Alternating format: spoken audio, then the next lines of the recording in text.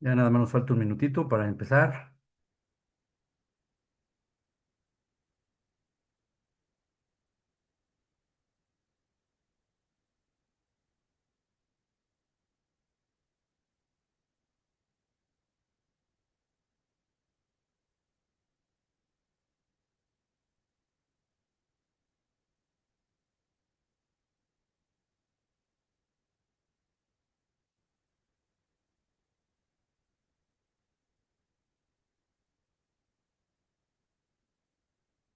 Ya todos listos, ¿verdad? Ya casi empezamos.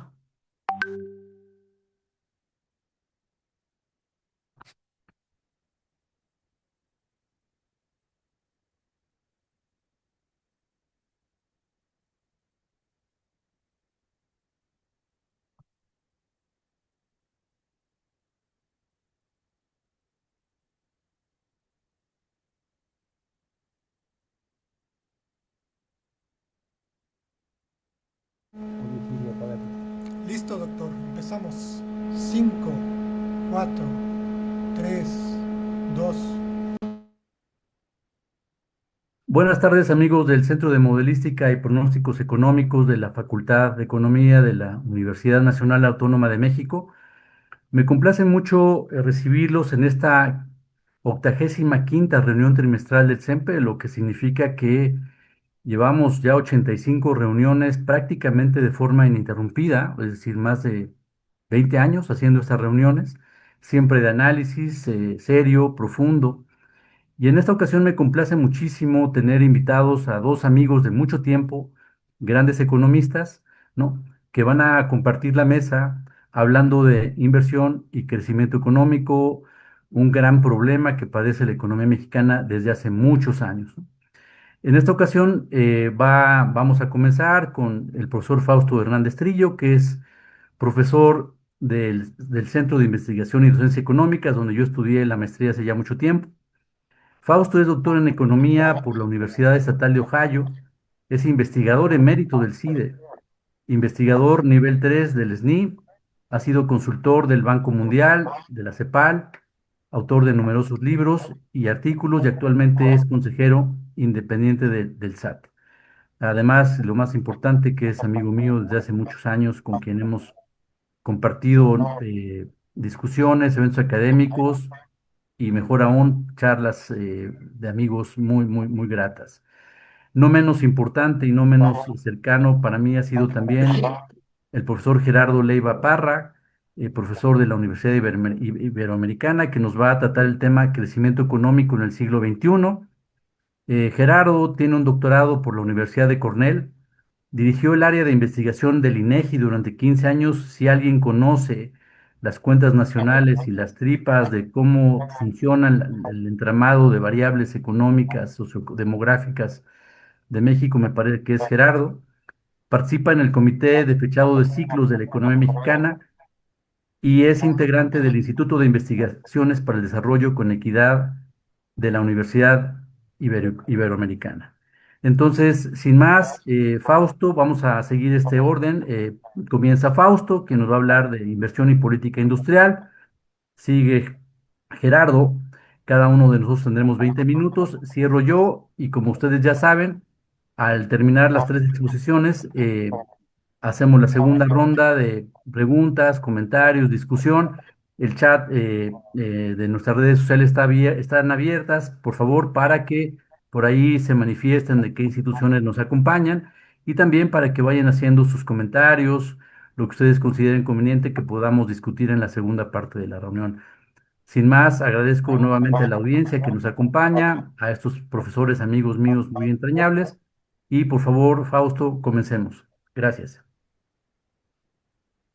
Bueno, pues muchísimas gracias por tu presentación, Eduardo. Es siempre un honor estar en el CEMPE, donde ya pues en dos o tres ocasiones anteriores pues he tenido el privilegio y el honor de haber participado. Y sin más preámbulo, pues voy a iniciar.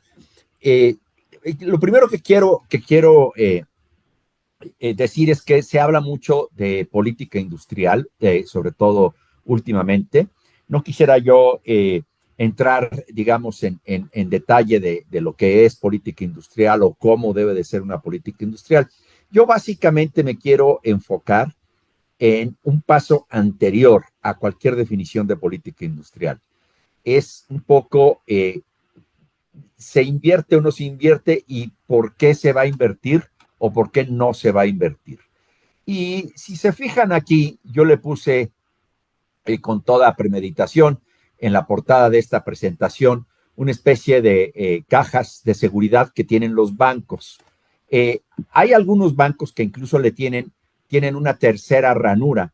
Aquí tienen dos ranuras, casi todas estas cajas. Pero ¿por qué le puse? Porque yo puedo abrir una ranura, una de las llaves, pero si la otra no se abre, pues no se va a abrir la caja de seguridad. Con esto quiero decir que la inversión necesita de varias llaves para que se abra. Si yo abro una, pero las otras dos no las abro, pues de todas maneras no se va a abrir. Ese sería un poquito el mensaje que quiero mandar. Yo creo que Gerardo va a hablar un poco después de mí sobre tasas de crecimiento. Aquí el gran reto que tenemos es por qué no estamos creciendo. Y si ustedes se fijan, de 1981 al 2018 hubo un promedio de 2.3%. Nos quejábamos de ese crecimiento. Había foros, incluso el CEMPE organizó algunos de por qué crecíamos tan bajo de nuestras posibilidades o nuestro potencial dado nuestra demografía, nuestros recursos naturales, etcétera. Pues ahora estamos creciendo un poco menos del 1%. Y uno se pregunta por qué. Yo me quisiera enfocar, hay muchos motivos, pero sí me quisiera enfocar en la inversión. La inversión, si ustedes se fijan aquí, en naranjita está cada primer año de gobierno, ¿sí? Está cada primer año de gobierno y en general, exceptuando este de 2007, todas estas naranjitas van para abajo. Es decir, los primeros años de gobierno normalmente la inversión baja. La otra gran discusión es que el promedio es de 22%. Si nosotros nos vamos desde 1970 hasta el año 2025, que tuvimos 21.2, el promedio ha sido 22%. Esto ha hecho que mucha gente se aventure y diga, necesitamos el 25%. ¿Es bajo o es alto? Bueno, pues para definirlo si es alto o es bajo, ese 25% que estamos viendo aquí, que lo puse con una línea roja, México se encuentra en el 22, es un poco abajo, pero si ustedes se fijan, hay países avanzados como Canadá, como Francia, el promedio de los países de la OCDE, Italia o el promedio de Europa está también muy por abajo del 25%. Entonces uno diría, bueno, México no está tan mal. Aquí vemos a Brasil, Colombia en mi extremo derecho, Brasil, Colombia, Costa Rica, que tienen niveles todavía menores a ese 22% que México tiene. Sin embargo, uno diría, bueno, entonces, ¿por qué se dice que necesitamos el 25%? Y bueno, lo que uno dice, bueno, a ver, espérenme un momentito, vean países, tenemos que compararnos con países que están creciendo y que tienen más o menos, no digo que igual, pero sí más o menos algunas de las características que son países emergentes, como es el caso de Corea, de la India y de Turquía, los cuales invierten arriba del 30%. Si además a esto le agregamos que México tiene una productividad laboral, incluso después de Colombia es la menor de toda la muestra de países que les acabo de poner, entonces uno dice, bueno, tengo una inversión relativamente baja, pero con una productividad muy baja. No quiero aturdirlos con la investigación, pero aquí lo que nos sugeriría es que para que crezcamos, ni siquiera la meta habitual del 25% sería suficiente. La meta habitual de 25% sería suficiente si la productividad fuera alta. Dada nuestra productividad baja, el 30% debería ser incluso la meta que México tiene. Es decir, sin tocar esta dualidad que México siempre tiene entre el México formal e informal, en realidad nuestra meta debería de ser del 30%. O sea, y en parte es por eso que no crecemos. Ahora, como les dije en un momento dado, déjenme ir a los primeros años de gobierno. Aquí tienen desde el 71, fue el primer año de gobierno de Echeverría, luego tienen el de López Portillo y así sucesivamente, hasta llegar al 25. Aquí observamos que las dos bajas más pronunciadas en la inversión son la de la crisis de la deuda de López Portillo, cuando entra de la Madrid, y la de la crisis famosa del tequila, o el error de diciembre, que fue en 1995. Sin embargo, todos los demás años, la tercera después de estas dos, más fuerte, es la del 25. Es decir, es la que acabamos de pasar. Normalmente el primer año de gobierno, pues, se definen nuevas políticas públicas, muchas veces incluso se quiere inventar el hilo negro y de hecho, pues tarda un poquito en que los agentes pues agarren confiancita, digamos, para poder soltar el dinero. Ahora, de todo esto, lo que les quiero llamar la atención es que la del 20, todas estas, uno puede decir, son primeros años de gobierno, es normal, es natural de que baje la inversión. ¿Por qué? Ya les dije, por cambios de política pública, por cierta incertidumbre y porque como que se echa a andar el motor nuevamente. Sin embargo, la del 25 es una, es una, es una muy distinta a todas las características. Todas las anteriores compartían algo, compartían que no había habido cambio en las reglas del juego.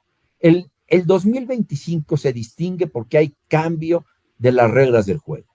No estoy diciendo que sean malas o buenas, eso tendrá que verse y eso es lo que perciben los inversionistas. Ahorita están, desde mi punto de vista, en un modo de espera para ver estas nuevas reglas del juego que son reforma judicial, extinción de órganos autónomos, entre otras, incluso la aprobación de una reforma electoral que fue percibida en la misma dirección de la extinción de órganos autónomos y de la reforma judicial, y en adición un déficit fiscal, por ejemplo, que desde el 95 no habíamos tenido. En el 95 no tuvimos ese déficit fiscal, fue realmente otra la causa. Entonces aquí tenemos tres cosas que no las habíamos sufrido, sobre todo en el siglo en el que estamos. Para ver eso, pues déjenme distinguir entre inversión pública y privada. Y aquí lo que vemos es que la del 25 es la inversión pública la que baja de manera brutal, incluso mayor que la del 95. La del 95, recuerden ustedes, es el error de diciembre. Entonces aquí lo que estamos viendo es que en general sí tenemos un nuevo entorno y eso es lo que ha puesto a la inversión en modo de espera. Yo no estoy sugiriendo que esto no vaya a recuperarse. Yo lo que estoy sugiriendo es que son nuevas reglas del juego y los agentes quieren ver qué está pasando. Por ejemplo, para especificar un poquito mejor, sí me gustaría repasar de manera pero muy rápida, cómo es que una empresa toma decisión de inversión.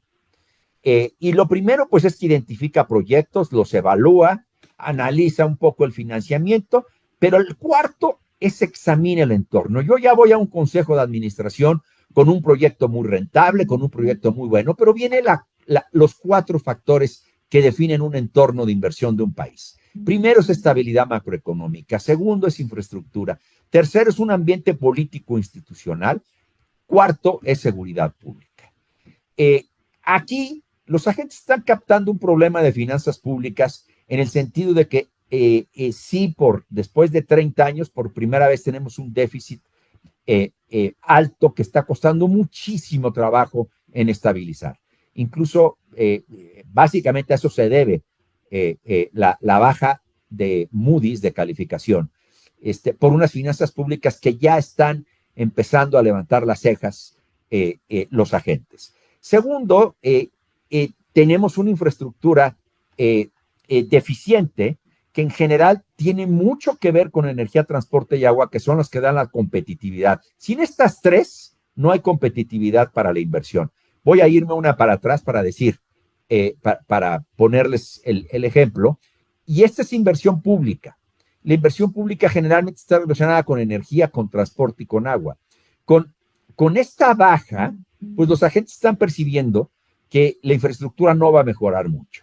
Y el ambiente político institucional, es cierto que teníamos un Estado de Derecho muy deficiente, es cierto que la certeza jurídica era en extremo deficiente, pero los agentes lo que dicen es, a ver, lo que acabas de tratar de solucionar, déjame ver si fue en la dirección correcta o no. Entonces, lo que sí tiene o tenemos que mostrar es que la reforma judicial está solucionando problemas anteriores. Y esto es lo que los agentes están esperando a ver. Insisto, no es que estén diciendo ya no voy a invertir, simplemente están en modo de espera. Y por supuesto la seguridad pública. Entonces, aquí el punto es, ¿cuáles serían la anatomía de la inversión ahora pública? Y la 10 inversión, minutos, Fausto. perdón, 10 minutos, Fausto, la mitad. sí, Perdón. ya voy adelantado, no te apures. Yo traigo aquí 8, pero bueno. Y lo mismo, quiero hacer el mismo ejercicio con la inversión pública. Con la inversión pública normalmente uno dice, bueno, déjame ver cuál es el Plan Nacional de Desarrollo y dado el Plan Nacional de Desarrollo voy a identificar los proyectos de acuerdo a esas prioridades nacionales. También vamos a evaluar la pertinencia económica y social, sobre todo social, que tengan un valor social positivo y se evalúan. De hecho, tenemos una unidad de inversiones que se dedica a darle el palomazo a cualquier inversión que se quiera hacer.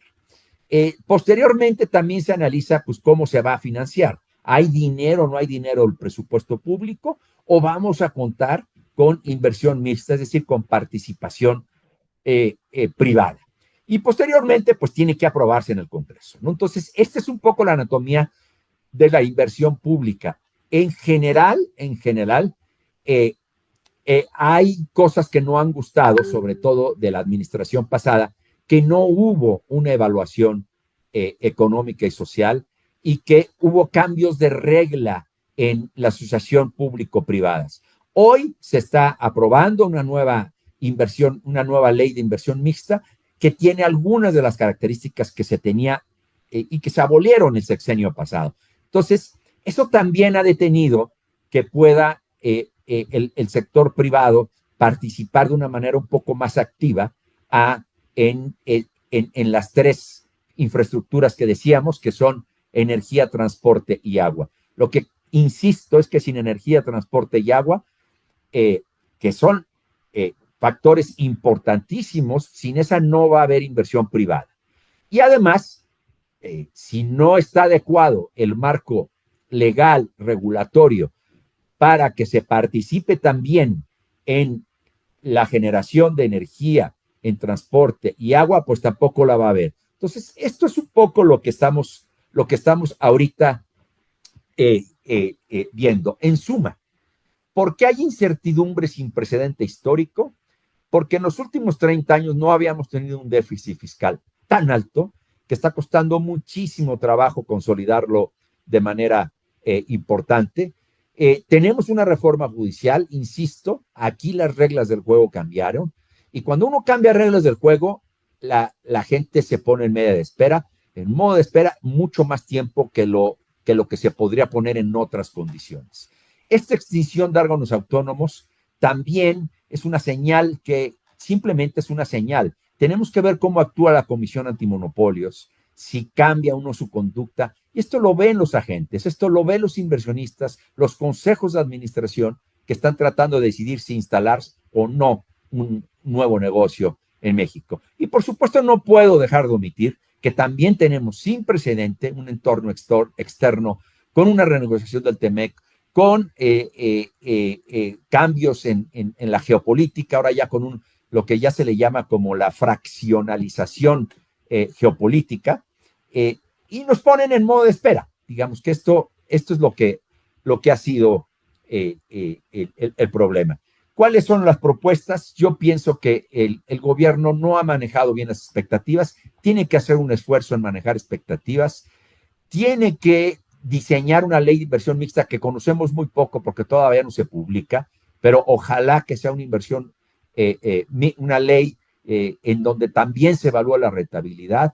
Hay que reorientar el gasto público, fortalecer la banca de desarrollo, tiene que haber una agencia líder en política industrial. No tenemos una agencia líder. Cuando uno analiza los países exitosos en política industrial como China, Taiwán, Singapur, Tailandia, tenían una agencia líder en política industrial. Aquí no la tenemos. Y por supuesto, no tenemos que olvidar a las MIPIMES. Y las MIPIMES siempre es un discurso público, pero en realidad hay muchísimas cosas que se podrían hacer en este sentido. En el largo plazo, obviamente, hay propuestas muy estructurales. Tenemos que mejorar el Estado de Derecho, que tiene que ser sólido. Ojalá la reforma judicial empiece a trabajar en ese sentido. Ya hay que cambiar aquí las expectativas. Por supuesto, ampliar el crédito productivo, que tiene mucho que ver también con el Estado de Derecho.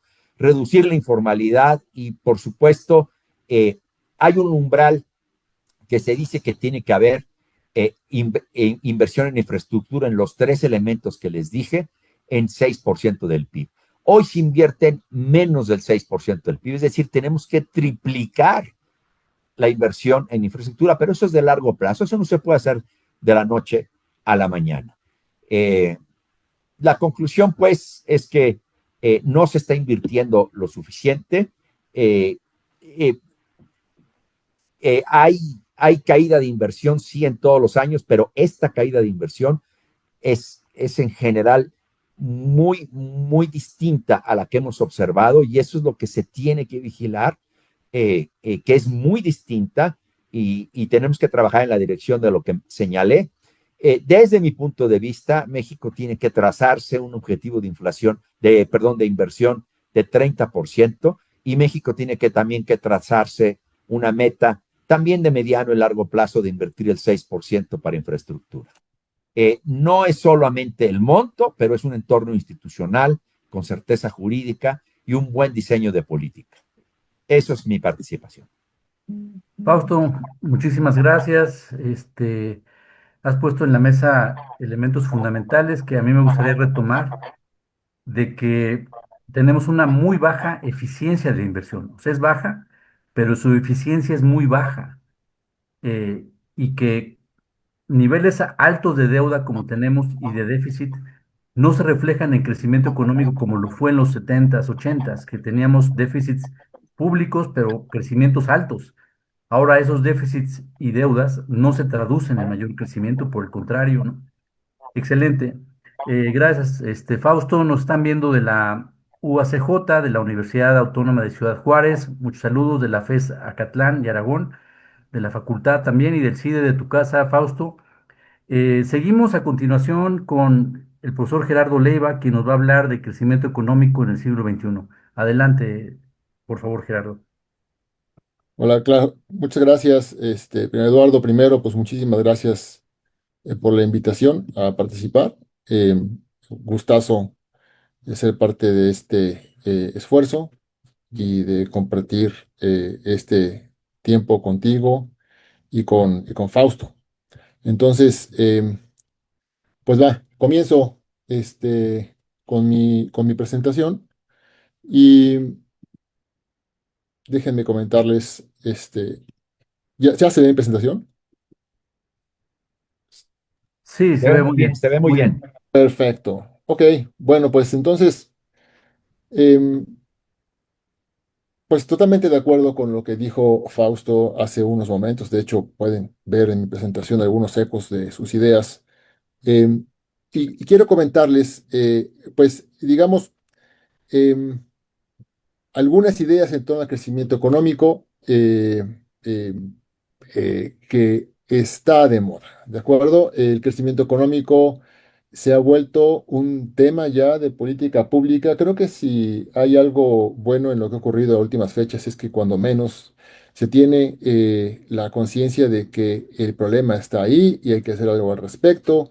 Y hemos visto que las autoridades del gobierno federal y las instituciones del Estado han comenzado a diseñar esfuerzos en el sentido de buscar cómo salir de la trampa de bajo crecimiento en la cual estamos actualmente.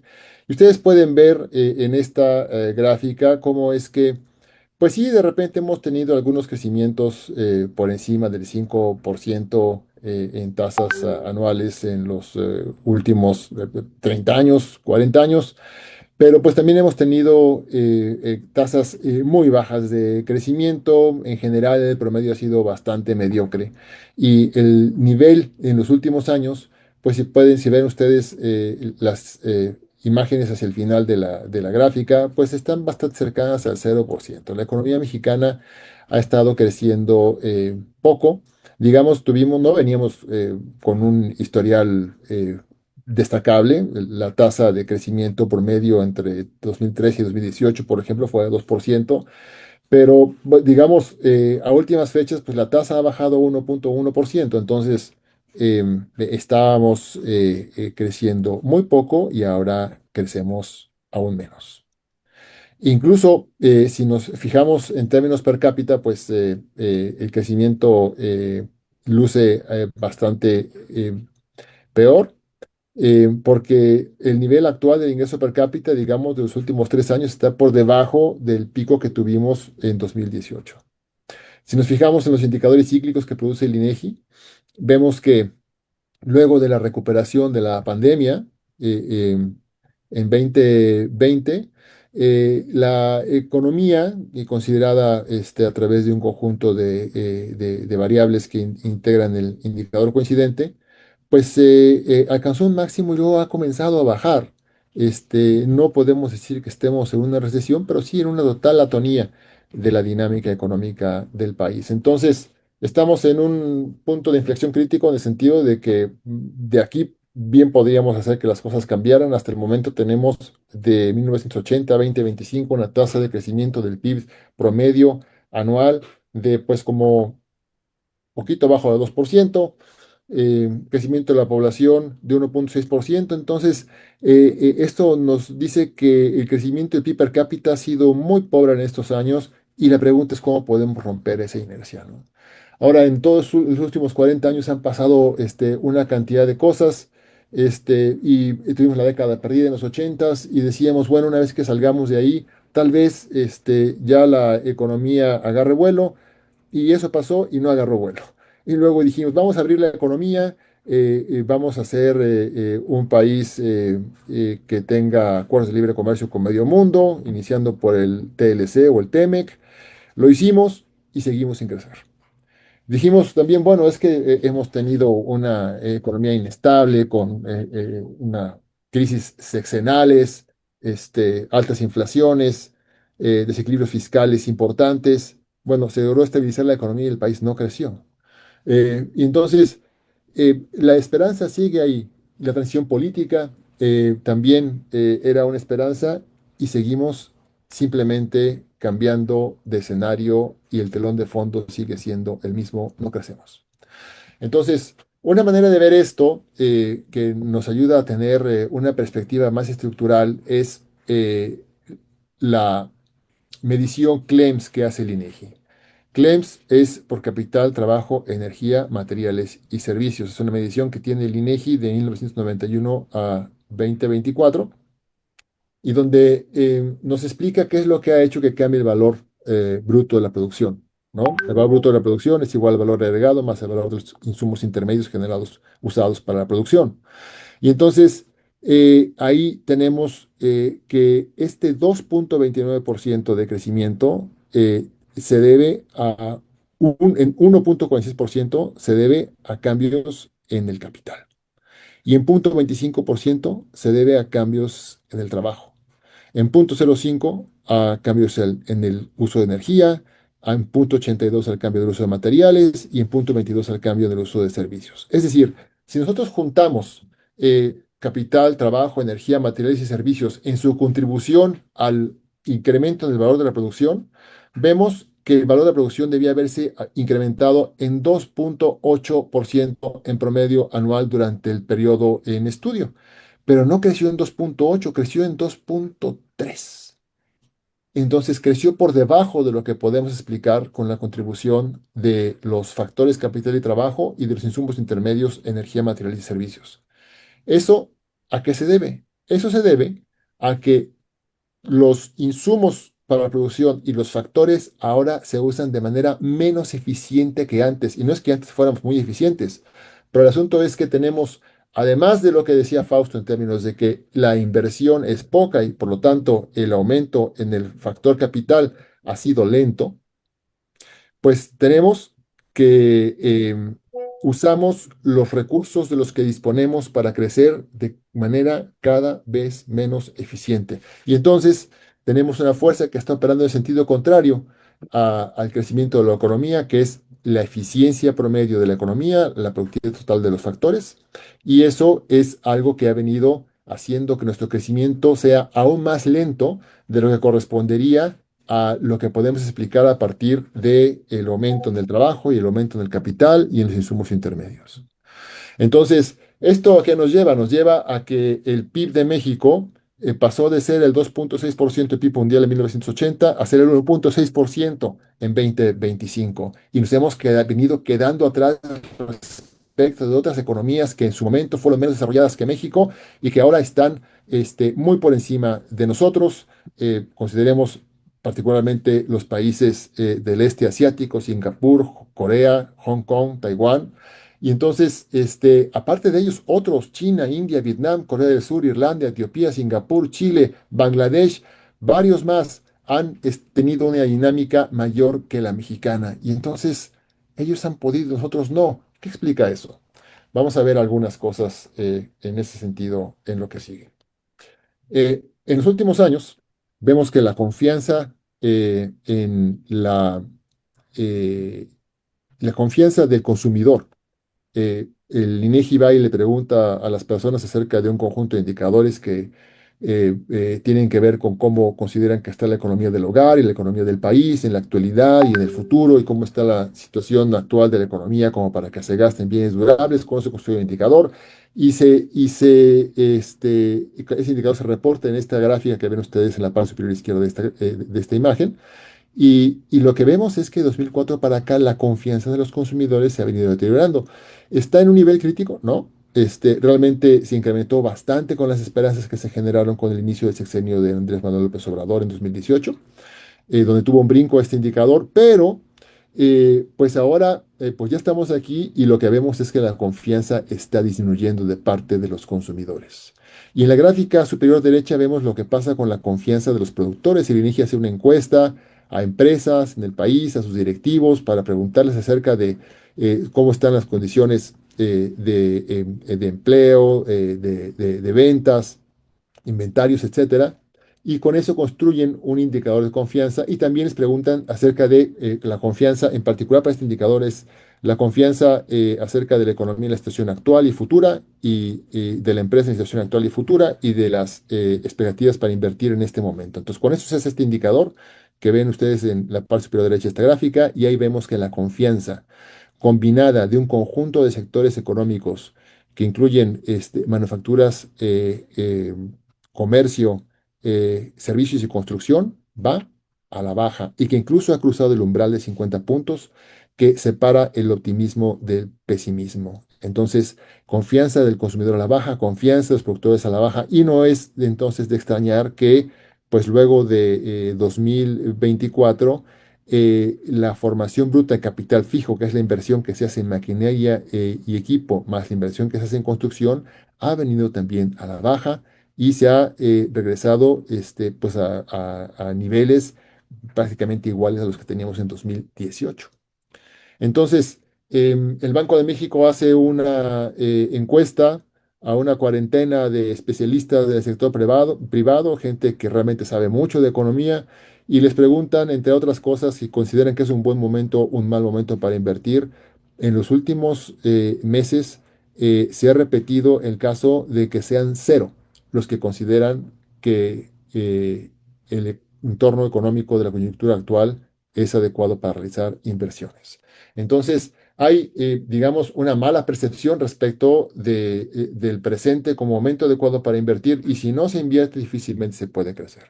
Entonces, hay un conjunto de elementos que están flotando en torno de esta falta de crecimiento y son los que siguen. La incapacidad para generar o adoptar innovación, la trampa de la informalidad, gobernanza deficiente y problemas con la seguridad, el déficit de infraestructura y de energía y los límites fiscales. Y en lo que sigue voy a repasar estos puntos de la manera más rápida que pueda para aprovechar el tiempo que me queda. Entonces, en la incapacidad para generar otra innovación, digamos, eso que hace la diferencia entre cuánto aumento el uso de los factores y cuánto aumenta el PIB, tiene que ver con qué tan eficiente es el aparato económico. Y el aparato económico se hace más eficiente en la medida de que incorpora más innovación y nuevas tecnologías. México particularmente ha tenido un desempeño bastante pobre en términos de su investigación y desarrollo como porcentaje del PIB, que es lo que ven en esta gráfica, donde pueden ver que nosotros tenemos como 0,27% del PIB dedicado a investigación y desarrollo, cuando China anda por el 2,56 y Estados Unidos por el 3,54. Entonces, cuando nos preguntamos cómo es posible que Estados Unidos, siendo una economía madura, crezca más rápido que México, que es una economía, entre comillas, emergente, pues el punto es que en Estados Unidos la tasa de crecimiento de la eficiencia conjunta de todos los factores es mayor porque, entre otras cosas, tienen más innovaciones incorporadas en el proceso. Entonces, una oportunidad que hemos desperdiciado como país es el acceso a inversión extranjera directa que se instala en dentro de nuestras fronteras, pero a la cual usamos básicamente para darle empleo a nuestra población, pero no como una fuente de transmisión de tecnología que permite y conocimientos que permita hacer que de ahí nazcan empresas nacionales derivadas del aprendizaje que como mexicanos tenemos del contacto con esa tecnología más avanzada. Entonces, ahí hay un costo de oportunidad muy grande. La nueva ley de inversiones parece que trae algunas iniciativas que buscan aprovechar esto. Creo que es uno de los puntos positivos de lo que se está buscando hacer actualmente. Por supuesto, también tenemos pendientes importantes en la vinculación del sistema educativo con el productivo, ¿no? Y, por supuesto, temas importantes en términos de la formación académica de nuestra población que pues en la comparativa de PISA, que es este estudio que hace la OCDE, pues estamos en el lugar 35 de 37. Entonces, aquí hay un área de oportunidad importantísima. Ya mencionaba Fausto el tema de la informalidad. En México tenemos una cantidad enorme de nuestros recursos humanos y de capital eh, destinados a la economía informal donde se diluyen en actividades de bajísima productividad. Tenemos 54% de nuestro personal ocupado trabajando ahí. Si nosotros pudiéramos mover esa población hacia unidades económicas más grandes, como las que dominan el sector formal, entonces la productividad tendría un brinco bien importante y eso se vería reflejado en un mayor crecimiento de nuestra economía. La criminalidad sigue siendo un problema importante. La gobernanza, digamos, en términos, cuando menos, de garantizar la seguridad pública, sigue fallando. El número de empresas, de cada 10.000 empresas, tenemos cerca de 3.000, 2.700 veintitantas que para 2023 decían haber sido objeto de al menos un acto delictivo. Si consideramos el número de actos delictivos por cada 10.000 unidades, es de casi la mitad. Entonces, tenemos ahí un pendiente muy importante y no es casual que en las encuestas como la que hace el experto del Banco de México, el tema del crimen y el tema de la falta de Estado de Derecho sean los elementos que tienen la mayor frecuencia de señalamiento como aspectos que constituyen un obstáculo para el crecimiento del país. El déficit de infraestructura es una cuestión muy relevante. La imagen habla por sí sola, digamos, en términos de la infraestructura para la educación, que es la formación de capital humano para que podamos crecer a tasas más aceleradas en el futuro, pues realmente es muy deficiente. Tenemos cuellos de botella en aspectos como abasto de agua, electricidad, gas y el transporte. Y bueno, en las últimas fechas ha habido incluso escasez de combustibles, dado que se carece de reservas estratégicas de combustibles. No tenemos inversión en esa materia y estamos destinando una gran cantidad de los recursos fiscales de los que disponemos hacia un presupuesto que está comprometido, inamovible y que nos impide atender otros aspectos como salud, como educación, como seguridad, y temas como cuidados y demás. Y tenemos una bomba de tiempo en materia demográfica que nos ha estado haciendo comprometer cada vez mayor porcentaje de los recursos presupuestales, ahora cada más de una cuarta parte ya, hacia la cuestión del pago de las pensiones. Entonces, em, hay una cantidad de experiencias internacionales de las que podemos echar mano para apuntar nuestros esfuerzos de mejor manera y lograr tasas de crecimiento más elevadas, ¿no? Por ejemplo, en el caso de China, que utilizó la inversión extranjera directa como un vehículo obligatorio de absorción de tecnología mediante esquemas de coinversión. En el caso de Taiwán, que creó el ITRI, que es Instituto Ancla, que absorbió tecnología extranjera como semiconductores para transferirlo a emprendedores locales. Es decir, no nada más convivas con la inversión extranjera y tecnología, úsala, pásala a tus capacidades productivas domésticas. En Singapur se estableció la EDB, que es una agencia líder con autonomía técnica y meritocrática, que blindó los proyectos industriales de los ciclos políticos. Importantísimo que en los países, en los tigres asiáticos, a pesar de que no eran propiamente unas democracias puras y duras, se establecieron elementos colegiados que permitieron blindar las decisiones de inversión de criterios políticos o de rentabilidad de grupos de interés específicos al interior del país y eso permitió que el crecimiento pudiera darse de manera sostenible durante muchos años. En la India se demostró que la infraestructura digital, el India Stack, es vital para integrar a las micro, pequeñas y medianas industrias en la economía global. En Polonia se aprovechó el retorno a la diáspora. Ayer vi las noticias que el gobierno mexicano está buscando aprovechar los talentos académicos que tenemos en el exterior, particularmente en Estados Unidos, para que nos transfieran conocimientos relevantes en el país. Creo que es un buen esfuerzo, pero hay que hacer más en ese sentido, ¿no? El Banco Mundial acaba de sacar un Cinco nuevo minutos, Gerardo. gracias, documento de recomendaciones para,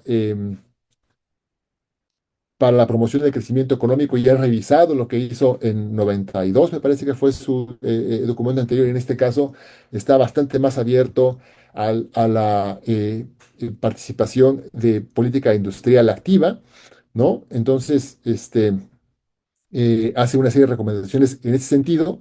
Y destaco aquí tres aspectos. Uno, abandonar aranceles masivos en favor de herramientas quirúrgicas como parques industriales y formación de habilidades. Dos, insumos públicos a la medida. Buscar la infraestructura priorizar la infraestructura de calidad y la asistencia para el acceso a mercados que requieran un ancho de banda, es decir, una capacidad técnica del gobierno que permita atender necesidades específicas, para lo cual se requiere reforzar las capacidades técnicas de gobierno que se debilitaron de manera muy importante en los últimos 7 años. Y también el aspecto de la condicionalidad, es decir, no vas a dedicarte a perder dinero, vas a apoyar los proyectos que tengan buenos prospectos. Y luego, también recientemente OCDE generó un documento con recomendaciones para el crecimiento y la inversión y destaco tres aspectos. Uno, simplificación administrativa.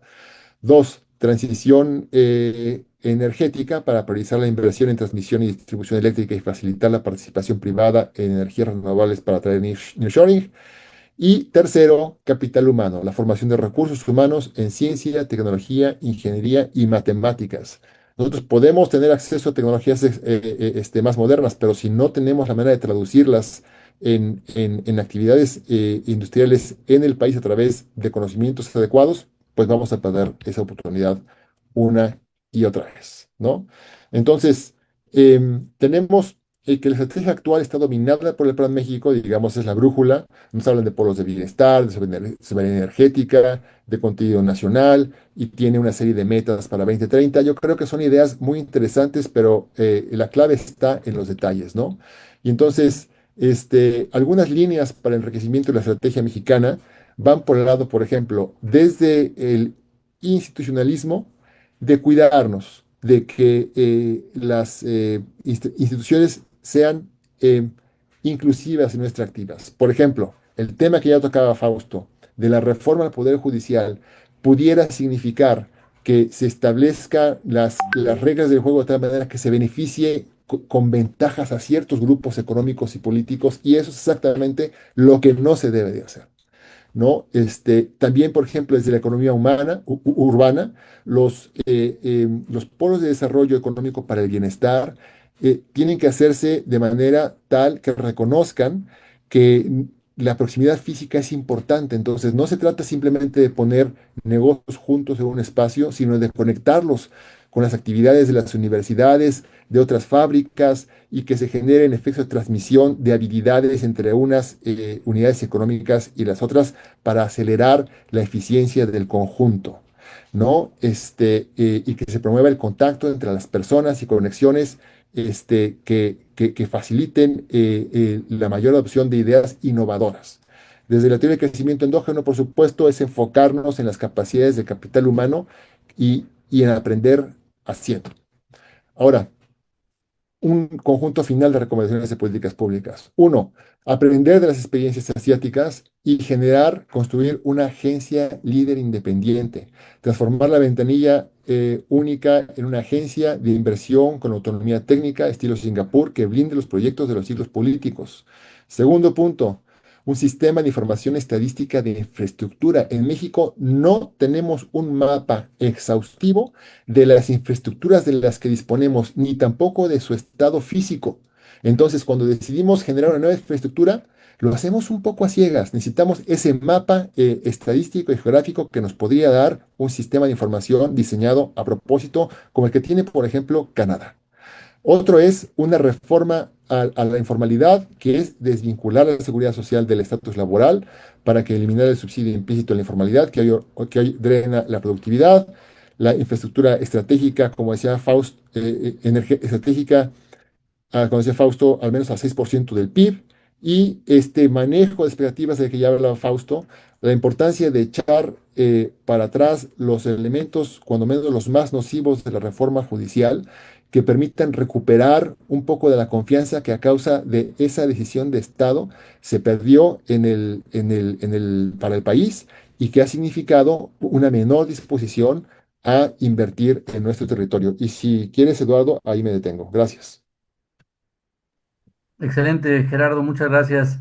Ya nos han llegado más saludos, nos están viendo también, aparte de la UACJ, las FES, el CIDE, el Colegio de la Frontera Norte, la Universidad Latinoamericana, y bueno, ya se han manifestado algunos periodistas, en este caso Felipe Gascón, buen amigo de hace muchos años. Entonces, bueno, ahora me toca a mí presentar, entonces ahora ustedes me aplican a mí el tiempo, por favor. Gerardo, si dejas de compartir, por favor, para que yo pueda hacerlo. Has tocado Listo. algunos temas muy importantes, ¿no? Que tienen que ver con infraestructura, para el crecimiento, y el gran problema de la caída tendencial de la productividad total factorial, que es el único factor que nos permite crecer en largo plazo, ¿no? Realmente una economía cuya productividad es decreciente en el tiempo, pues nos habla de muchísimos problemas de tipo estructural, ¿no? Bien, pues yo voy a empezar también hablando de este problema de una caída del crecimiento económico. Voy a utilizar estos 4 puntos en mi presentación y termino con algunos elementos que ha planteado el Plan México, que es, digamos, el plan de desarrollo que, bueno, cambió el formato, la estructura desde que llegó López Obrador, pero podría considerarse de alguna manera las ideas que vertebran todo el planteamiento económico de este gobierno, ¿no? Bien, pues quisiera empezar con una frase de Carlos Monsiváis, ¿no? Que es bastante pesimista, pero me parece que refleja que la economía mexicana se encuentra en una larga trampa de bajo crecimiento, no es de hace un año, de dos. Desde el año 82 venimos teniendo un problema grave de crecimiento, pero se ha intensificado en los últimos años. Y a pesar del cambio en la estrategia, del cambio en régimen que tenemos desde diciembre del año 18, donde ahora los programas sociales representan el 7% del producto, cuando la inversión pública es del 2%, eh, pues tampoco han corregido, incluso han castigado aún más el crecimiento económico. Y bueno, las agencias calificadoras, las tres más importantes del mundo, ya lo manifestaron.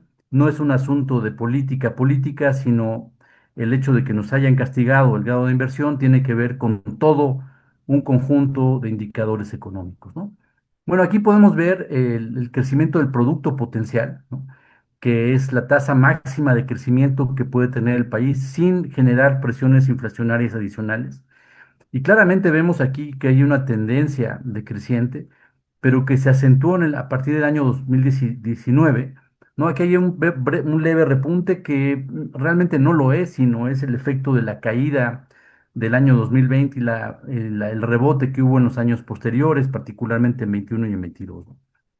Bueno, hay un autor que yo recomiendo en la revista de economía que publica la Facultad de Economía, ¿no? Y que dirige también mi amigo Víctor Godínez, es Julen Verasaluce, que escribe un artículo en este número que acaba de salir hace unos meses, donde trata también de averiguar por qué crecemos cada vez menos, ¿no?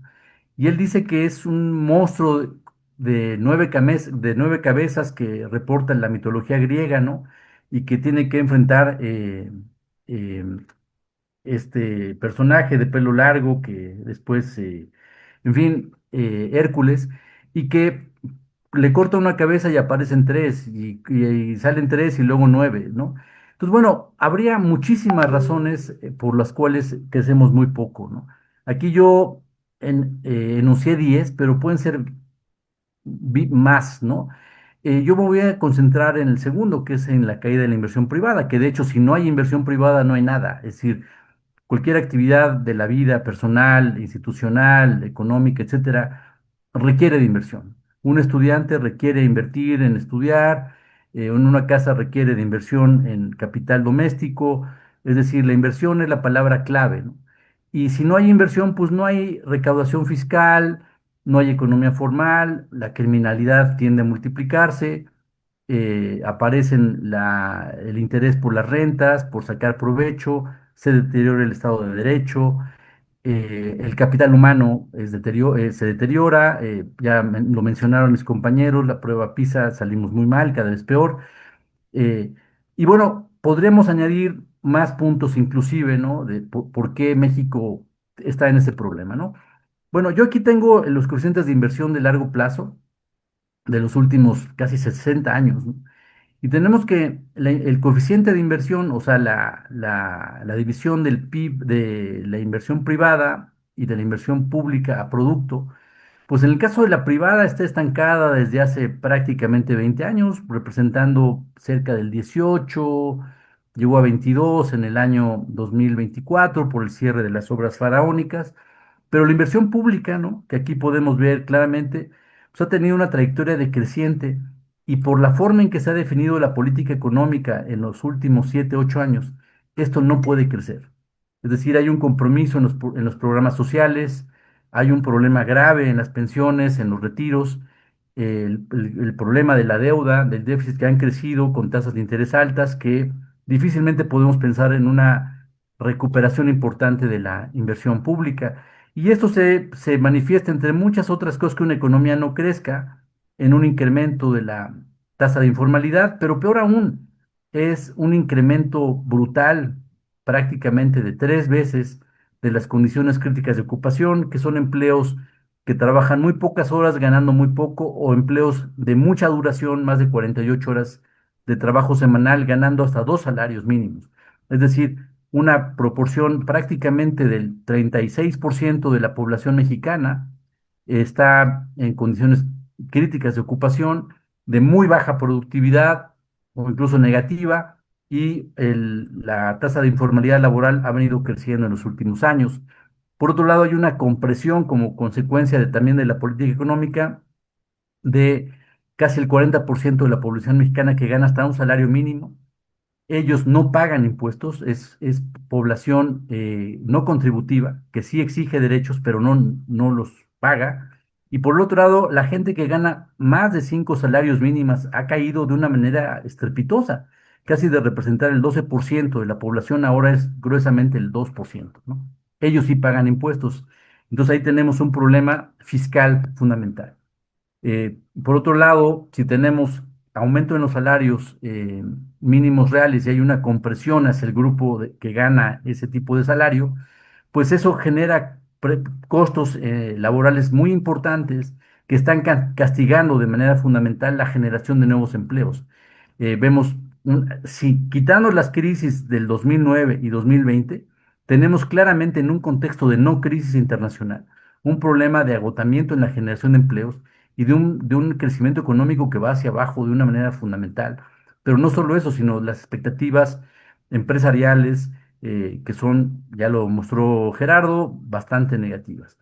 En ese entorno, cuesta trabajo entender que México es un país que tradicionalmente tiene muy baja tasa de desempleo, ¿no? Es decir, ese es un dato que los gobiernos desde el año 2019 han manifestado de que el éxito económico, vamos bien, es de que tenemos una muy baja tasa de desempleo. Pero sí, sí, claro, pero tenemos este problema de compresión salarial y sobre todo de precariedad laboral, ¿no? Eh, bueno, yo lo que hice aquí, y trato de ser muy, muy breve, un artículo mío que está ya próximo a ser publicado en la revista del IMEF, eh, traté de explicar por qué México crece poco a partir solamente de la inversión privada, ¿no? Es decir, como vimos, hay muchísimos factores, pero solamente de la inversión privada. Y aquí tomé factores de tipo financiero, como la Q de Tobin, el tipo de cambio real, una variable institucional de gobernanza que tiene que ver con control de corrupción. El crecimiento del PIB se retroalimenta con la inversión, es decir, hay un efecto multiplicador acelerador de Samuelson. Si una economía crece, genera producción, si genera producción, genera oportunidades de inversión y así sucesivamente, y la inversión gubernamental que vemos que está muy castigada. Para ser capaz de incorporar estas variables que son, vamos, raras, ¿no? Para meter en un solo modelo econométrico, usé el concepto de Keynes, que tiene mucho que ver con lo que nos ha presentado ahora Gerardo, de la eficiencia marginal de capital, que tiene que ver con los factores subjetivos, ¿no? De percepción de si es un buen momento, es un buen ambiente, es un buen entorno para invertir. Y ese concepto es muy superior al concepto de la tasa de interés, ¿no? Que sería un concepto neoclásico, ¿no? Entonces, bueno, aquí lo que vemos en estos indicadores del Banco Mundial, que lamentablemente arrancan en 2021 y llegan hasta 2024, vemos claramente que el control de la corrupción es un problema creciente, es decir, o lo podemos ver inversamente, hay un problema de corrupción creciente o menor control de la corrupción y consecuentemente también de Estado de Derecho, ¿no? Podemos ver cualquiera de los otros indicadores de gobernanza del Banco Mundial, todos ellos son malos. Bueno, aquí no se vayan a aburrir, simplemente quiero ver aquí el efecto del control de la corrupción, ¿no? En términos paramétricos, cómo el control de corrupción tiene un segundo lugar en importancia después del tipo de cambio real. Es una economía que deprecia su tipo de cambio, deprime la inversión, y ese es un hallazgo importante de esa investigación, porque al devaluar el tipo de cambio, o depreciarse el tipo de cambio, mejor dicho, aumenta la deuda en moneda extranjera de las empresas simplemente por una valoración del tipo de cambio, aumenta la deuda en moneda extranjera, ¿no? El efecto del acelerador multiplicador de Samuelson es de 0,53, es decir, por cada punto de crecimiento económico, el coeficiente de inversión tiene a crecer 0,53%, ¿no? Y esto se ha ido debilitando a medida que la economía mexicana se ha vuelto más deficiente y con una pérdida institucional. Pero quizás para efectos de lo que hablaron mis dos compañeros, este coeficiente de control de corrupción es muy importante en términos de que la pérdida del control de corrupción eh, afecta brutalmente al coeficiente de inversión privada, ¿no? Aquí lo podemos ver en un efecto dinámico, ¿no? Lo que podemos ver aquí es que si se empeora el control de corrupción, lo podemos ver al revés. la inversión cae o si mejora el control de corrupción, la inversión privada tiene un efecto permanente y alto, ¿no? Lo mismo que las depreciaciones cambiarias tienen efectos importantes de caída del coeficiente de inversión. Eh, Calculé en este modelo una elasticidad variable del control de la corrupción sobre la inversión privada. Es decir, aquí vemos que ha incrementado el valor de la pérdida de control de corrupción, ha incrementado el valor de afectación sobre la inversión privada. Es decir, de ser algo arribita, bueno, casi cero, ahora el efecto del aumento de la corrupción tiene un efecto casi de 17 veces más alto que lo que tenía al principio de la muestra. Termino mi presentación rápidamente con el Plan México, que como dije es la propuesta del gobierno actual de tener una política industrial a partir de 6 pilares, ¿no? Esos pilares son la relocalización industrial, y lo que pueden ver aquí, ¿no? Y comenta que las MIPIMES son importantes en esta fase de planeación económica distinta, ¿no? Orientada de reubicación geográfica, sectorial y sobre todo de sustituir importaciones como se planteó hace ya muchísimos años. Se habla de cantidades muy grandes de inversión, ¿no? Básicamente vinculada a grandes empresas, ¿no? De alta tecnología. Pero a mí la pregunta que me quedaría de esto es que si las MIPIMES, o sea, las micro y pequeñas y medianas empresas representan el 99,8% del total de las empresas, ¿no? Esas empresas que son chiquitas, que son las más vulnerables a la criminalidad, particularmente a la extorsión, a la corrupción, a los sobornos, a controles administrativos del gobierno, muy vinculadas a la informalidad. Si este gran porcentaje, o sea, si quitamos a las medianas, queda el 97% que corresponde a micro y pequeñas empresas. Esas empresas generan el 55% del producto y más del 72% del empleo formal. Mi pregunta, y con eso termino, es, este gran plan de inversión que constituye el Plan México, que se refiere básicamente a sectores de alta tecnología, ¿cómo va a derramar o cómo se va a manifestar en este gran porcentaje de nuestra estructura productiva, ¿no? Esa es la gran pregunta y con eso termino. Muchas gracias. Entonces, pasamos ahora, si están de acuerdo, a la siguiente parte de nuestra reunión trimestral. Ya hemos recibido algunas preguntas vía nuestro chat. Entonces, podríamos, si ustedes están de acuerdo, comenzar con Gerardo. Después podría seguir Fausto y yo para tratar de atender las preguntas que nos han llegado a nuestro chat. Por favor, Gerardo. Pero es que no he visto las preguntas de chat, que no las quieres leer. Este, Están en nuestro chat. están ahí. Ya vi aquí alguna pregunta del chat. Ajá. Híjole, ¿me ¿Ya ayudas las con la...? pudiste ver o te las leo? No, por favor, si me ayudas, te lo agradezco. A ver, voy a leer varias. Una muy, muy directa hacia ti. ¿Es el Estado quien debe fomentar la ID o crear certidumbre a través del Estado de Derecho para que sea el sector privado quien invierta? Voy a leer unas cuantas para que podamos Ujú. organizarlas, ¿verdad? Sí, En el mismo chat que ahí tenemos, Felipe Gascón, un saludo al financiero. ¿Cómo lograr el objetivo de invertir el 30% del PIB y 6% en infraestructura si cada vez se debe recortar más el gasto para lograr la consolidación fiscal y no podemos tener déficits más altos para no perder el grado de inversión? ¿De dónde van a salir esos recursos? Em, Otra pregunta que también nos llegó, vamos a tomar las grupales para que podamos atender a los tres. ¿Cree que exista una contradicción entre la agencia de la política del gobierno y entre lo que se debería hacer para crecer? ¿Considera que lo primero en que se deberían enfocar las políticas públicas sean el fortalecimiento del Estado de Derecho y seguridad en el país para dar certidumbre a la inversión? Entonces, podemos empezar, Gerardo, por favor. sí, cómo no. Gracias. Pues interesantes las preguntas, ¿no? A ver, son varias ideas aquí y yo creo que es importante reconocer que por muchos años vinimos perdiendo oportunidades para crecer más rápidamente.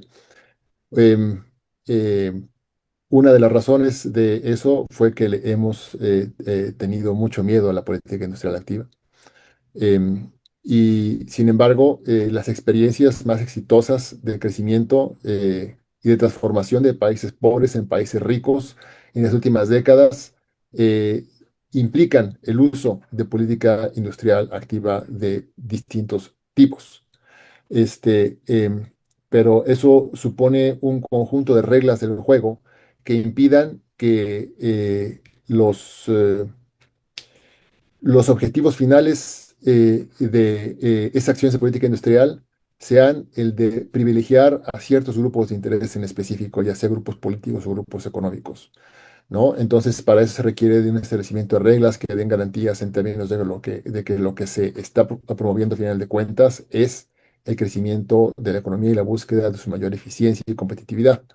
Entonces, creo que estos son los nuevos signos de los tiempos, digamos, la nueva publicación del Banco Mundial en ese sentido reconoce la relevancia de la política industrial, lo que se está planteando de parte del Plan México, reconoce eso, pero el reto está en aterrizar esas ideas de una manera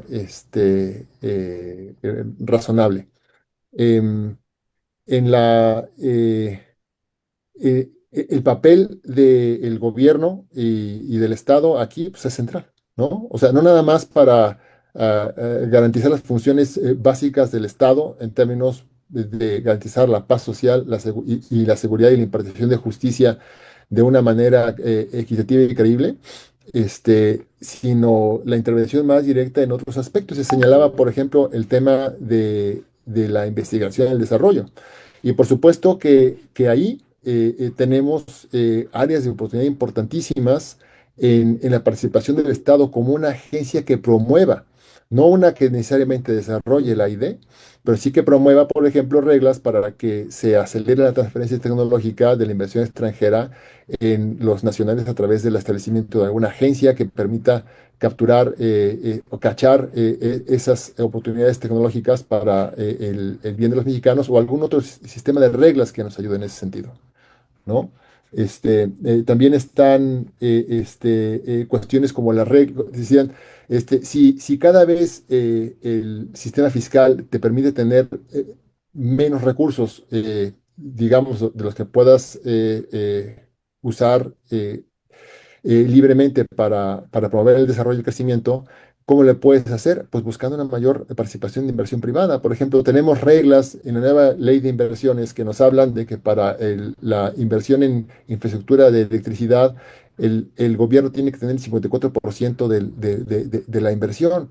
Y eso, pues, es una limitante tremenda para el crecimiento de la infraestructura, porque, pues, si no puede crecer la parte del gobierno de manera proporcional, pues el crecimiento de la infraestructura no va a poder mantener el ritmo que requiere para que la economía pueda crecer más rápidamente, particularmente en los momentos actuales en los cuales el crecimiento por la parte de las nuevas tecnologías de inteligencia artificial es súper intensivo en el uso de energía eléctrica. Entonces, pues darle más facilidades a la inversión extranjera sin poner reglas, pero no obligar a porcentajes rígidos que impiden que se pueda dar el crecimiento de la infraestructura o del resto de los elementos que integran la inversión que nos ayuda a crecer más rápidamente.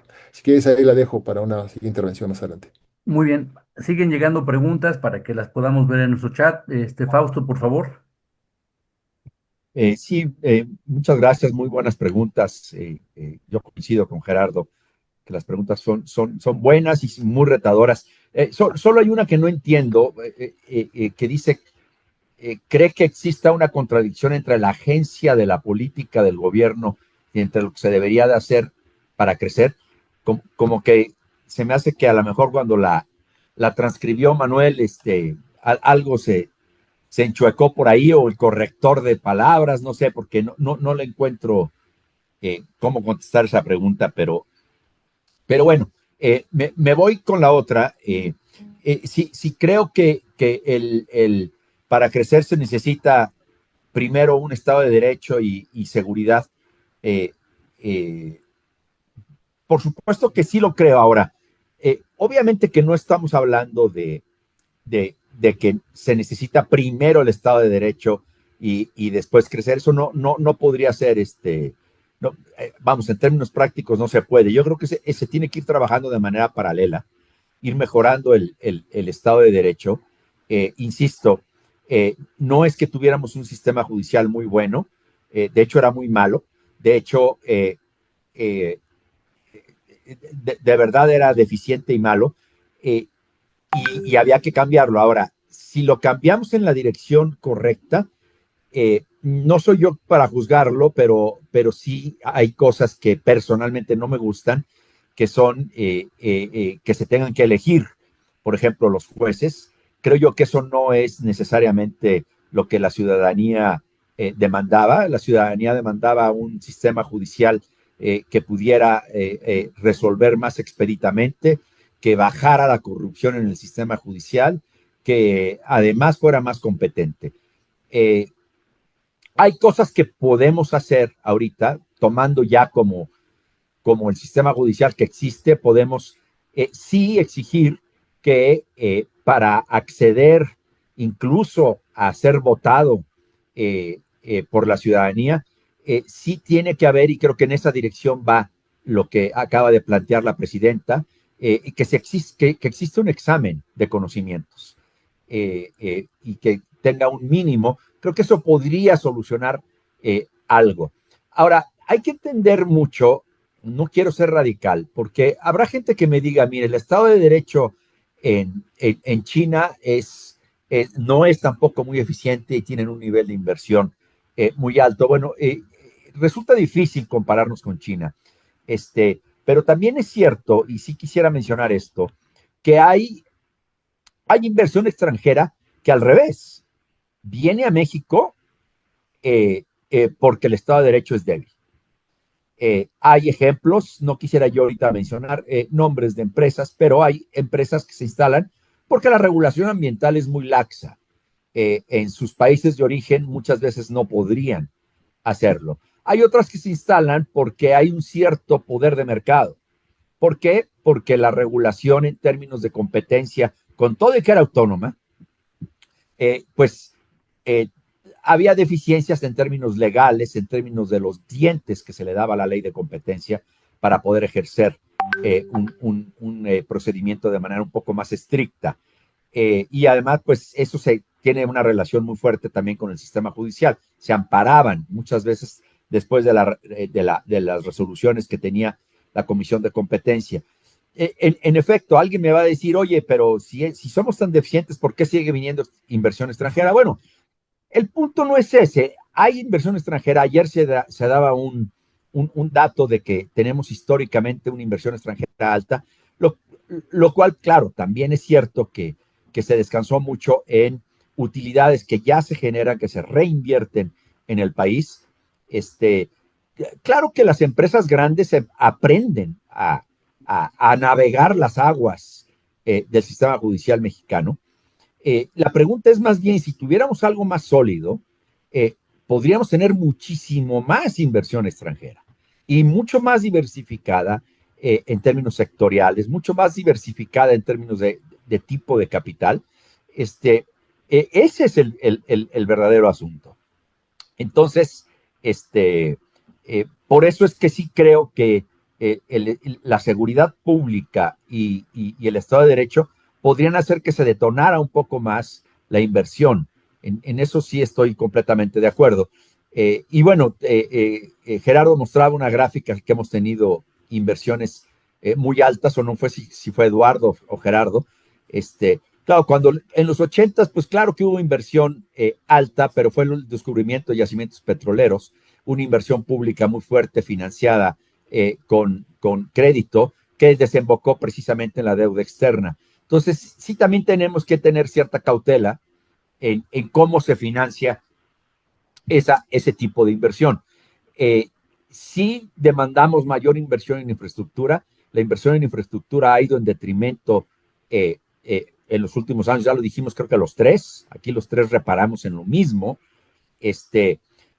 ¿Cómo le podemos hacer para incrementarla? Bueno, yo no le veo mucha solución en el corto plazo, sino, como decía ahorita Gerardo, se ponen reglas claras para que en términos de infraestructura pública participe el sector privado y podamos detonarla.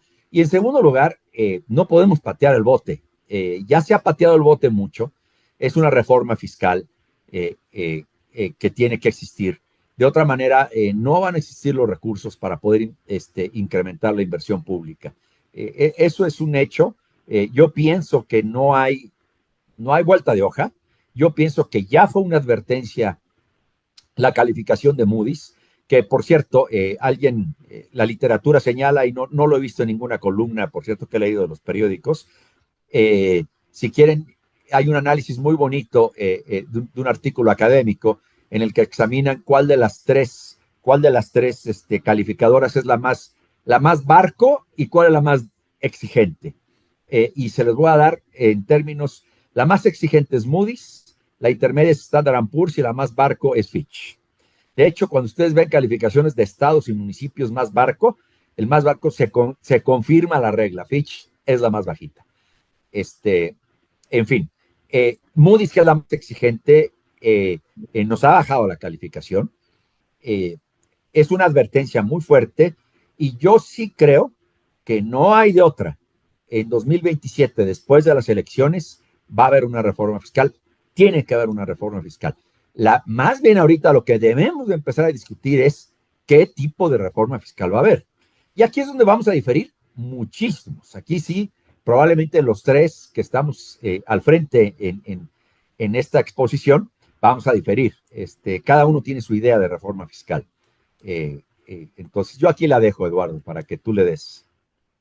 Muchas gracias, Fausto. Bueno, han llegado preguntas muy, muy interesantes, ¿no?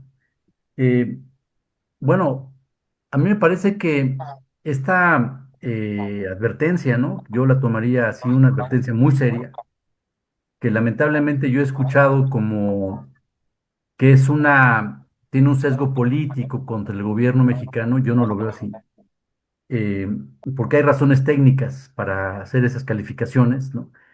No solamente es que no sea muy alta la deuda respecto al PIB, que en nuestro caso no hay, digo, Japón es 200%, Estados Unidos 120%, Brasil, Argentina son mayores a lo que tenemos ahora, que es 53%.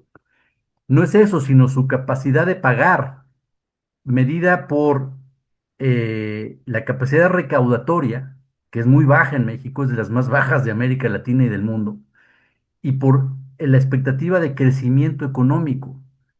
Eh, yo aquí quisiera hacer algunas advertencias muy importantes y altamente pesimistas. O sea, es muy popular regalar dinero, es muy popular ampliar la base a la que se regala el dinero, es muy popular aumentar los salarios reales por decreto, pero cuando tienes la realidad terca y negativa que te dice que la productividad está cayendo y tú estás teniendo, por lo tanto, un menor crecimiento económico, ¿qué tan sostenible es seguir haciendo lo mismo?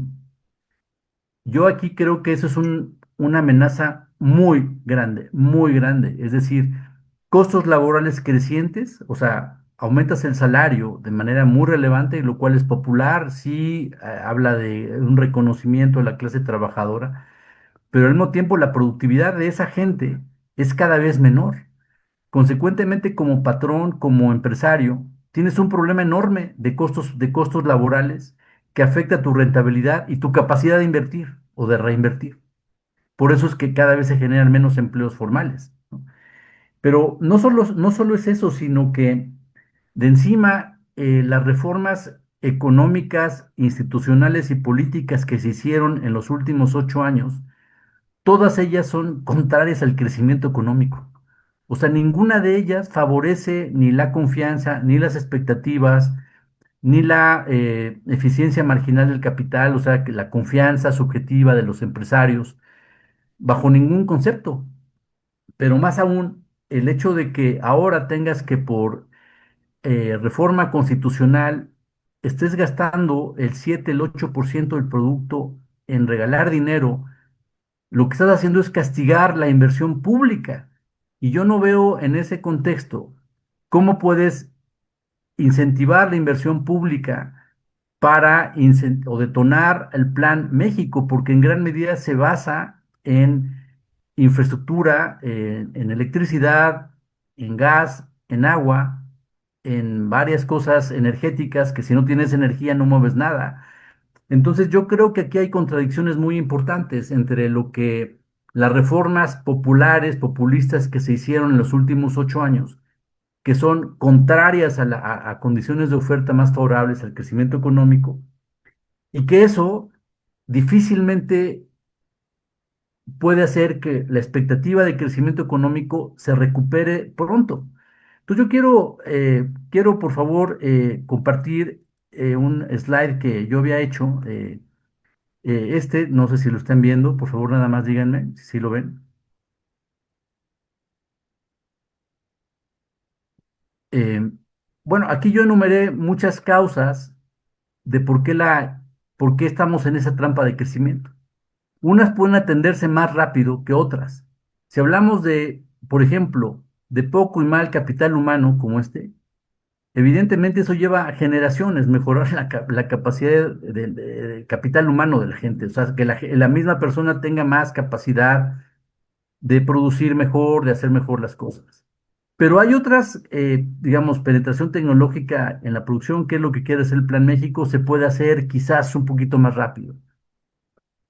Mejorar la eficiencia burocrática y que eso mejore la rentabilidad de las inversiones también se puede hacer relativamente pronto, pero tendrías que ser una reforma burocrática. Lamentablemente desprofesionalizaron a los cuadros burocráticos. A mí me parece que este problema de baja recaudación fiscal, que siempre está presente en México desde fines de los años 60 y nadie le ha querido entrar, difícilmente lo van a querer hacer, aunque sea necesario el año que entra, después de las elecciones, porque siempre una reforma fiscal implica mayor carga fiscal a la gente que ya paga. ¿Cómo le van a hacer con el 55-57% de la economía informal para que ellos paguen? Yo lo veo prácticamente imposible. Algo que yo sí debo reconocer que han hecho es que han trabajado mucho desde que llegó García Harfuch a la Secretaría de Seguridad, donde han tratado de actuar sobre esta variable de criminalidad que está muy arraigada. Y esa variable sí podría tener efectos importantes de crecimiento, sobre todo en términos de las MIPIMES, que son los que constituyen la base productiva y de empleo del país, ¿no? Muchas gracias. No sé si Fausto, Gerardo quieran hacer algún apunte adicional. Y yo comento un poco, igual sobre lo que acabas tú de decir respecto de MIPIMES, ¿no? O sea, yo creo que se ha, de repente decimos, las MIPIMES sí son importantes en términos de su aportación al empleo, pero no son importantes en términos de su aportación a la producción. Yo creo que una de las cosas que tenemos que tener claras cuando tratamos de hacer algo acerca del crecimiento económico es reconocer que las MIPIMES deberían de ser eso, que no son.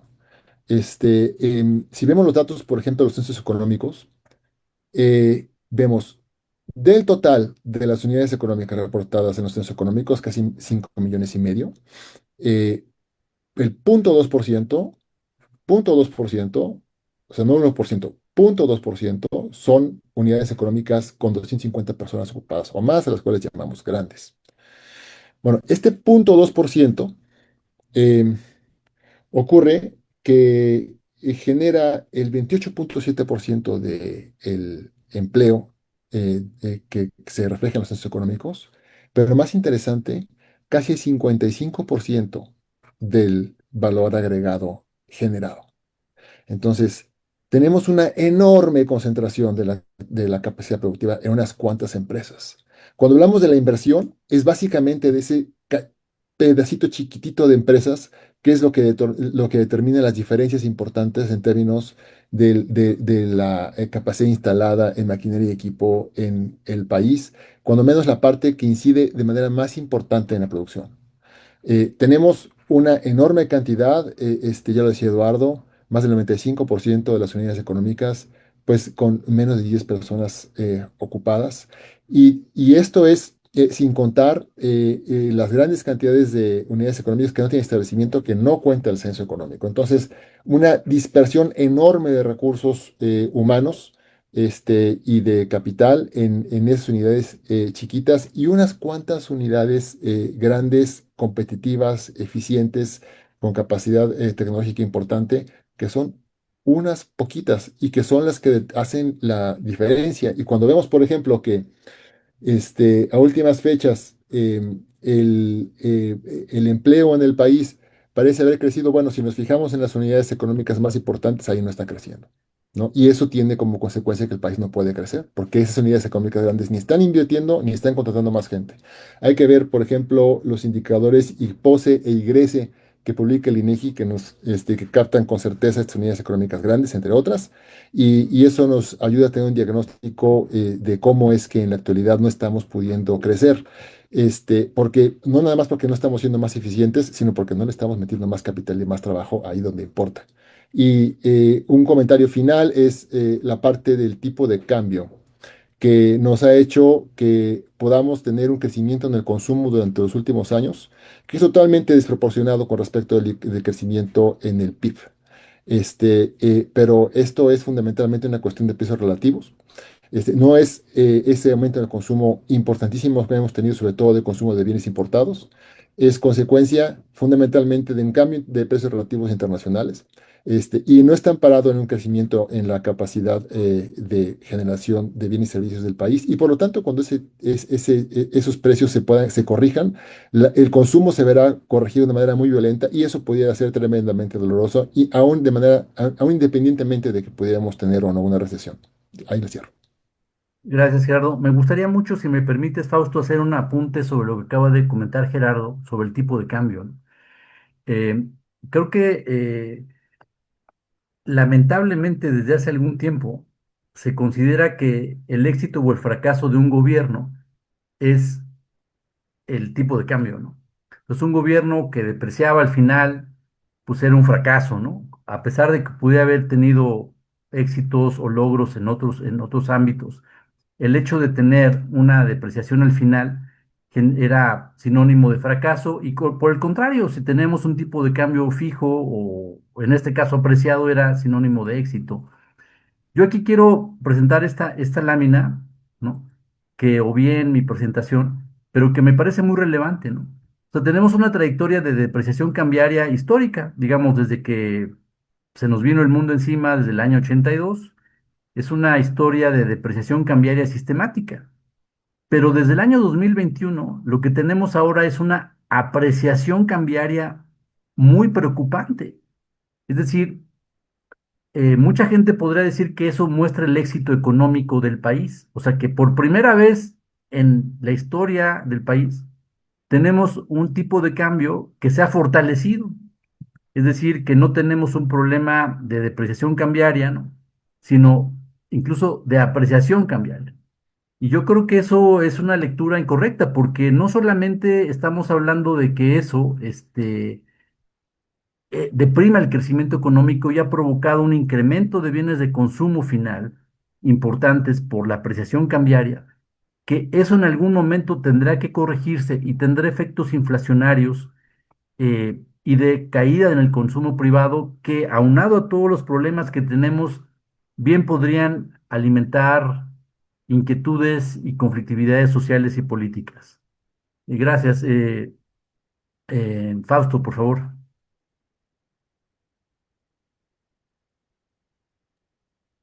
Sí, yo nada más quisiera ahondar algo que está en mi agenda de investigación, tiene mucha relación con lo que los dos estaban diciendo.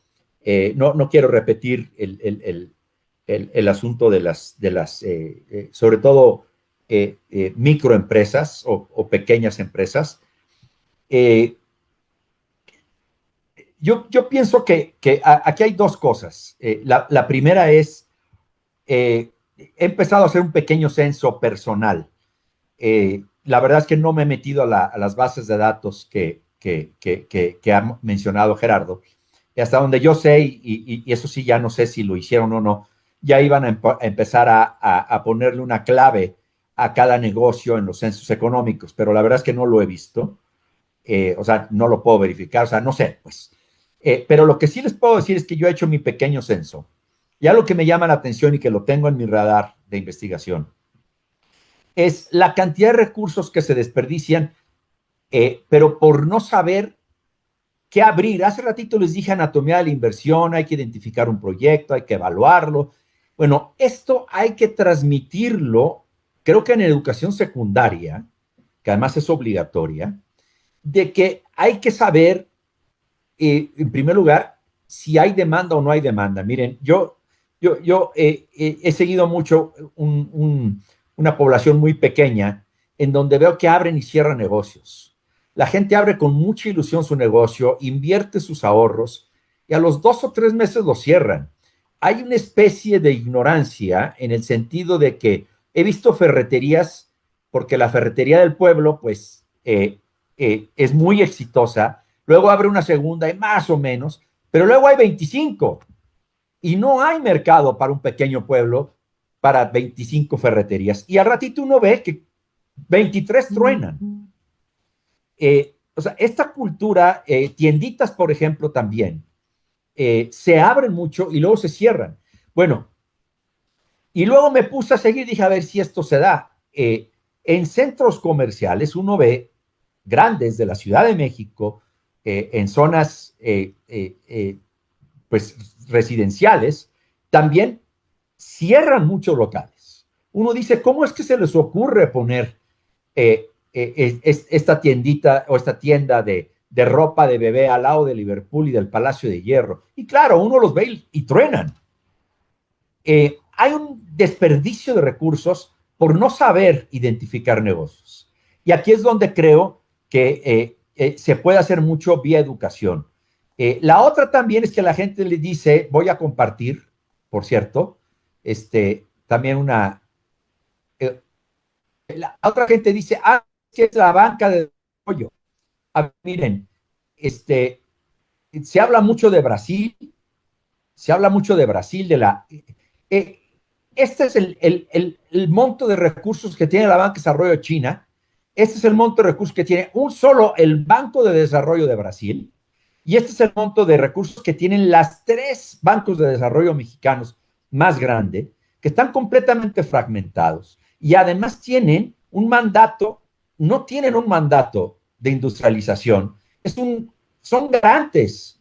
Entonces, a veces hablamos y decimos, no, es que ya NAFIN está apoyando. Pues no, no está apoyando ni más, porque ni siquiera tiene el mandato, ni siquiera tiene el dinero. Este, entonces, bueno, a veces es mucho el discurso que se tiene en México. Excelente. Gracias, Fausto. Pues son ya las 13:32. Creo que ha sido una reunión muy, muy interesante, muy fructífera. Yo creo que de aquí podrían salir muchísimos temas de tesis para los alumnos de todos los niveles. Y también líneas de investigación. Yo llevo ya muchos años tratando de entender por qué México crece poco. Y cada vez encuentro más venas, cada vez encuentro más dificultades para pensar de forma optimista, ¿no? Pero bueno, mientras tanto, hemos concluido nuestra 85ª reunión trimestral del CEMPE. Tendremos la próxima en agosto, recibirán noticias de nosotros, ¿no? Y no me queda más que agradecer a la audiencia que nutrió este evento, nos retroalimentó, también a amigos periodistas, escuelas, facultades, centros académicos que nos han acompañado esta mañana, ¿no? Y darle las gracias, por supuesto, a mis amigos ya de mucho tiempo, Fausto y Gerardo. Y bueno, pues nada, nos veremos en agosto en la próxima reunión. Un fuerte abrazo, hasta luego.